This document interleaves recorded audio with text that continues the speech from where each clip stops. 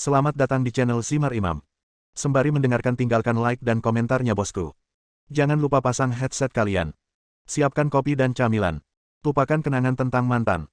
Mari kita dengarkan sambil rebahan. Kembalinya Sang Raja. Bab 155.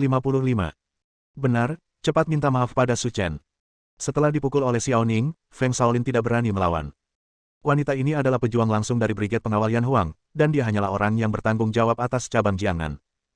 Baik itu status atau kekuatan, keduanya berjauhan. Saat ini, Feng Shaolin tidak berani membangkang. Ya, aku tahu. Puan Su, saya tahu saya salah. Hari ini saya terlalu buta untuk melihat Taisan. Saya meminta Tuan Su untuk mengampuni hidup saya demi Nona Xiao. Saya tidak akan pernah berani melakukannya lagi di masa depan. Mendesis. Begitu kata-kata ini keluar, seluruh tempat menjadi gempar. Feng Shaolin sebenarnya meminta maaf padanya. Saat ini, mata semua orang terfokus pada Su Chen, memikirkan identitasnya, berharap menemukan jawabannya. Namun, Su Chen berdiri di sana dengan sangat tenang, seperti genangan air yang tenang, sehingga sulit bagi orang untuk menyentuh dan melihat dengan jelas. Kenapa aku harus memberikan wajahnya? Tepat ketika Feng Shaolin mengira dia bisa menyelamatkan nyawanya, dia langsung bingung setelah mendengar kata-kata Su Chen. Dari mana asal anak ini? Dia bahkan tidak memberikan wajah Xiao Ning. Dia adalah pejuang langsung di bawah Brigade Penjaga Yan Huang. Xiao Ning tercengang, apa-apaan ini? Saya membantu Anda menaklukkan Feng Shaolin dan memberi Anda kehormatan besar, tetapi Anda bahkan bisa mengatakan hal seperti itu. Ada begitu banyak orang di sini, saya tidak mau kehilangan muka. Melihat suasana canggung, Xiao Ning berjalan menuju Su Chen, siap membantunya memohon belas kasihan. Bagaimanapun, Feng Shaolin adalah orang yang bertanggung jawab atas Brigade Pengawal Cabang Jiangnan. Jika terjadi kesalahan, akan sulit baginya untuk kembali ke rumah. Menjauhlah dariku, keterbelakangan itu menular. Xiao Ning, brengsek. Xiao Ning sudah sangat marah hingga dia hampir mengutuk terlepas dari citranya. Berdiri 2 meter dari Su Chen, Xiao Ning mengertakkan gigi dan berkata, "Tolong beri saya sedikit wajah dan jangan sentuh Feng Shaolin. Identitasnya sedikit lebih rumit dari yang Anda kira. Jika terjadi sesuatu, akan sulit untuk ditangani." "Ini seperti meminta bantuan," kata Su Chen dengan tenang. Dari kata-kata Xiao Ning, Su Chen juga secara kasar mengetahui asal-usul Feng Shaolin. Keluarga Feng seharusnya memiliki hubungan dengan Brigade Pengawal, jika tidak, Xiao Ning tidak akan menjadi perantara atas namanya. Terima kasih Tuan Su, kata Feng Shaolin sambil berkeringat dingin. Ayo makan di tempat lain. Su Chen menoleh ke Zhao Suya. Oke. Zhao Suya mengangguk seperti ayam mematuk nasi, dan mengikuti Su Chen keluar dari gedung Haiyan dengan patuh. Su Chen, wanita itu terlihat baik.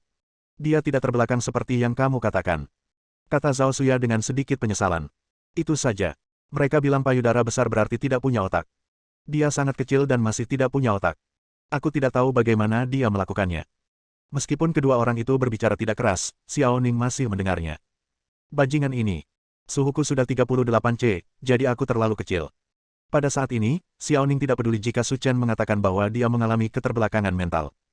Tetapi, mengatakan bahwa saya memiliki payudara kecil benar-benar tidak dapat ditoleransi. Jika itu orang lain, Xiao Ning akan menamparkan wajahnya, tetapi ketika dia datang, atasan telah memperingatkannya untuk tidak berkonflik dengan pria itu, jika tidak, dia akan bertanggung jawab atas konsekuensinya. Dan inilah alasan mengapa Xiao Ning takut pada Su Chen. Setelah meninggalkan Menara Haiyan, Feng Shaolin menutupi wajahnya dan bertanya dengan gemetar. Nona Xiao, dari mana asal-usul orang bernama Su Chen itu? Dia bahkan tidak menatapmu.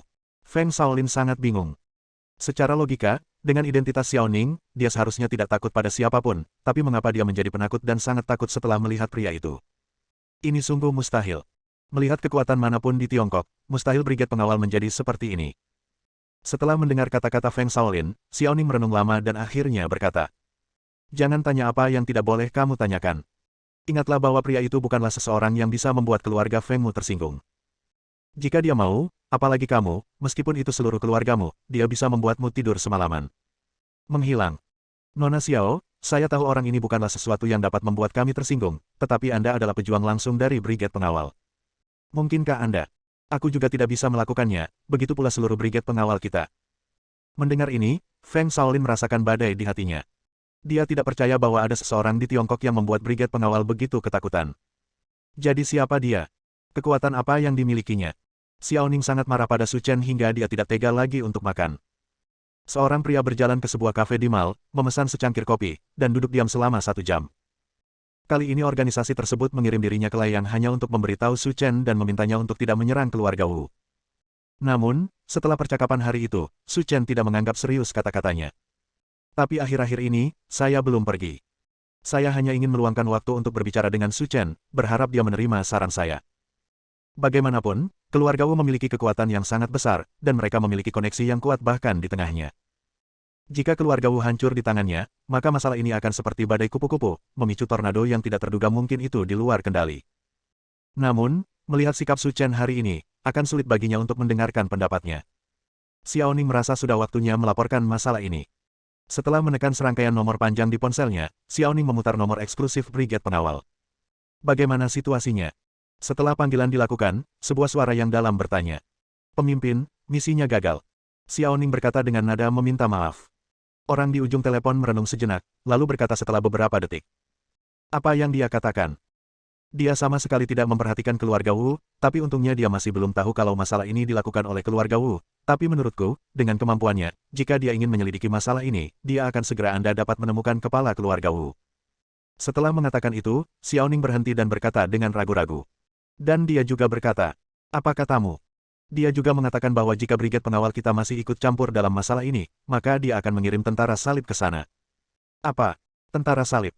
Tanpa persiapan, teriakan di ujung telepon mengejutkan Xiaoning, dan dia juga mendengar bunyi celepuk, seolah ada sesuatu yang jatuh dari kursi. Pemimpin, ada apa denganmu? Tidak, aku tidak melakukan apapun. Mulai sekarang, kamu tidak perlu mengkhawatirkan urusan Su Chen. Dia bisa melakukan apapun yang dia mau. Pria di ujung telepon berkata dengan tergesa-gesa. Apakah kamu benar-benar tidak peduli? Xiaoning bertanya tanpa sadar. Jika sesuatu terjadi pada keluarga Wu, maka koneksi mereka di pusat pasti tidak akan melepaskannya. Bab 156. Pada titik ini, mengapa kamu peduli dengan keluarga Wu? Jika perang salibnya datang, tidak perlu apa-apa lagi. Hanya unit garda depan yang dapat menghancurkan brigade pengawal. Setelah mendengar kata-kata pemimpinnya, Xiaoning hampir menjatuhkan ponselnya ke tanah. Dia tidak pernah menyangka bahwa tentara salib yang dipimpinnya akan sekuat itu. Awalnya aku mengira kami bisa bertarung sampai mati, tapi kami tidak menyangka kalau unit garda depan saja bisa menghancurkan brigade pengawal. Setelah sekian lama, Xiaoning pulih dari keterkejutannya dan bertanya. Pemimpin, karena kita tidak perlu terlibat dalam urusan Su Chen dan keluarga Wu, bolehkah saya kembali? Di ujung lain telepon, pria parubaya itu berpikir sejenak dan berkata, jangan terburu-buru untuk kembali. Tetaplah di Linyang dan amati kondisi Su Chen. Dia adalah orang yang sangat berbahaya. Jika ada sesuatu yang tidak biasa, laporkan dia sesegera mungkin. Tidak boleh ada kelalaian. Apa? Biarkan aku tinggal di Linyang selamanya. Xiaoning langsung tidak senang. Dia tidak ingin melihat wajah penuh kebencian Su Chen. Mengatakan bahwa aku mempunyai payudara kecil adalah suatu hal yang buta. Apa? Kamu tidak ingin tinggal di Linyang? Ya, aku tidak mau sama sekali. Wah, letaknya di selatan sungai Yangtze. Pemandangannya sangat indah. Tidak lebih baik dari hari-hari berasap di Yanjing. Kalau begitu aku juga tidak ingin tinggal di sini. Kamu bisa kembali jika kamu mau, beri aku alasan. Tampaknya kesal dengan pertanyaan itu, Xiaoning tanpa sadar berteriak. Apa alasannya? Dia bilang payudaraku kecil. Apakah ini alasan yang cukup bagus? Ujung telepon yang lain, ini. Penjaga kafe, Dalam sekejap, Xiaoning merasa seluruh dunia terdiam. Saya juga menyadari bahwa saya telah mengatakan hal yang salah, dan saya sangat malu hingga ingin mencari celah di tanah dan merangkak ke dalamnya. Yah, Xiaoning, bagaimana dia tahu tentang si kecilmu? Apakah kamu sudah memiliki hubungan seperti itu? Pria parubaya di ujung telepon bertanya ragu-ragu. Apa yang terjadi? Tidak terjadi apa-apa pada kita. Xiaoning, kamu adalah anggota brigade pengawal. Untuk misi kita, terkadang kita harus membuat kelonggaran dan pengorbanan. Terlebih lagi, sekarang teknologi sudah sangat maju, sangat mungkin untuk pergi ke rumah sakit bedah plastik untuk membuatnya lebih besar, jadi, Anda tidak perlu khawatir tentang masalah ini. Dalam kasus terburuk, kami akan menghitung cedera terkait pekerjaan Anda dan biayanya akan ditanggung oleh brigade penjaga. Jika waktunya tiba, Anda bisa mendapatkan catatan dan saya akan menandatanganinya untukmu. Xiaoning, suara, bip. Xiaoning langsung menutup telepon dan merasa bahwa dunia ini penuh dengan kebencian yang mendalam terhadapnya. Setelah keluar dari gedung Haiyan, Su Chen dan Zhao Xuya menemukan restoran Sichuan dan makan sederhana. Setelah makan, Su Chen tidak pergi kemana-mana lagi, melainkan kembali ke Villa Haitang. Setelah berkendara pulang, Su Chen menemukan sepatu hak tinggi Lin Ruohan di depan pintu. Jarang sekali gadis ini tidak keluar untuk istirahat, melainkan berdiam diri di rumah.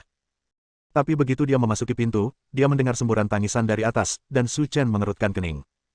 Oke, kenapa gadis ini menangis? Mengikuti tangisan Lin Ruohan, Su Chen berjalan perlahan, tetapi tangisannya menjadi semakin intens dan tidak dapat ditahan sama sekali. Bibi Zhao, kakak Chen punya pacar dan tidak ingin bermain-main denganku lagi. Dia bahkan tidak memperhatikanku saat aku mengajaknya kencan. Wow. Hei, Xiao Han, tolong berhenti menangis. Aku akan meneleponnya sebentar lagi. Aku masih SMA. Ini waktu yang sibuk. Kenapa kamu masih jatuh cinta sejak dini? Jangan khawatir, Bibi Zhao yang akan mengambil keputusan. Untukmu. Jangan takut. Melihat Lin Ruohan berlutut di tempat tidur dan merekam video dengan ibunya, wajah Su Chen dipenuhi garis-garis hitam. Bibi Zhao, tolong bicara padanya secepatnya. Dia begitu kejam hingga dia bahkan tidak peduli padaku. Aku adiknya. Pada saat ini, Lin Ruohan menangis begitu keras hingga riasannya basah karena air mata. Xiao Han, sungguh salah jika kakakmu Chen jatuh cinta sekarang, tapi kamu tidak boleh terlalu peduli. Tapi jika kamu kuliah di masa depan, jatuh cinta akan menjadi hal yang normal, dan Bibi tidak akan punya masalah. Kendali. Ibu Su Chen, kata Zhao Qingning. Tidak apa-apa untuk tidak mengatakan ini. Begitu dia mendengar ini, air mata Lin Ruohan sepertinya meledak. Saya menangis begitu keras sehingga tidak ada yang bisa menghentikan saya. Itu tidak akan berhasil. Dia akan punya pacar. Dia tidak akan memperlakukanku dengan baik di masa depan. Dia tidak akan bisa mengajakku makan makanan enak. Tidak ada yang akan membelikanku gaun. Apa yang akan aku lakukan? Lalu lakukan. Aku baik-baik saja. Kasihan. Ibu Su di ujung lain video juga tercengang. Gadis ruahan ini memang agak terlalu bergantung pada Su Chen. Saat kakakmu Chen punya pacar dan kamu punya pacar, bukankah menyenangkan meminta pacarmu membelikannya untukmu? Tetapi rok yang dibeli oleh orang lain tidak bagus, tapi yang dibeli oleh saudara Chen bagus. Su Chen, Oke, Xiao Han, jangan menangis sekarang. Aku akan menelepon kakakmu Chen. Jangan khawatir, bibimu akan membuatkan keputusan untukmu. Jangan takut. Bibi Zhao, ketika kamu menelepon, kamu tidak boleh mengkhianatiku atau membiarkan apapun lolos, jika tidak, saudara Chen akan berurusan denganku lagi. Jangan khawatir, Bibi sedang memikirkan sesuatu. Ya, Bibi Zhao adalah yang terbaik bagiku. Dering, dering, dering. Saat panggilan video ditutup, tangan Su Chen berdering. Kamu tidak perlu melihatnya untuk mengetahui bahwa itu pasti ibuku yang menelepon. Namun, ketika dia mendengar telepon berdering di luar pintu, Lin Ruohan tertegun. Dia berhenti menangis dalam sekejap dan bergegas keluar dengan sandal mewah. Chen, kakak Chen, kenapa kamu kembali? Kata Lin Ruohan dengan hati nurani yang bersalah. Jika dia berdiri di depan pintu, bukankah dia akan mendengar segala sesuatu tentang panggilan teleponnya? Su Chen mengabaikan Lin Ruohan dan menjawab panggilan ibunya. Mama. Tidak, jangan dengarkan omong kosongnya, itu tidak seperti yang kamu pikirkan. Nyata. Oke, kalau begitu aku tutup dulu. Setelah beberapa kata sederhana, Su Chen menutup telepon, dan Lin Ruohan merasa lebih bersalah. Kak Chen, aku sakit perut. Aku harus ke toilet dulu.